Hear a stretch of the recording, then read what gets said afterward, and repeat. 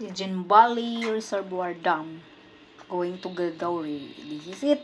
Snow na sa Godauri. Ito na yung natira sa snow. Kunti na lang. Hindi siya masyadong malamig. Hindi nga na kami nag-jacket niyan. At saka nag-cap. Kasi hindi na masyadong malamig. Ayan. Nasa sakyan lang yung mga gamit namin. Hindi na kami nakapag-jacket.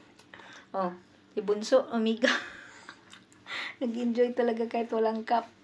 Hindi namin expect na paggulong-gulong pa sila kasi kunti na lang yung snow. Dun sa banda pala, makapal pala. Na-stuck yung shoes mo pag makapal. Talagang nag-enjoy ang mga batuta dyan. Ayan.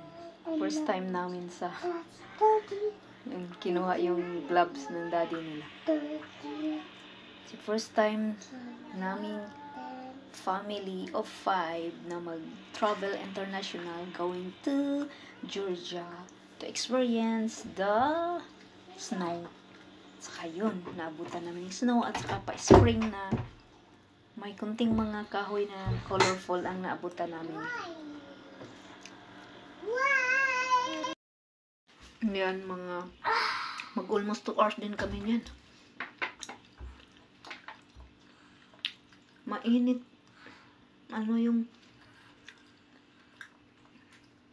sun yan, bright.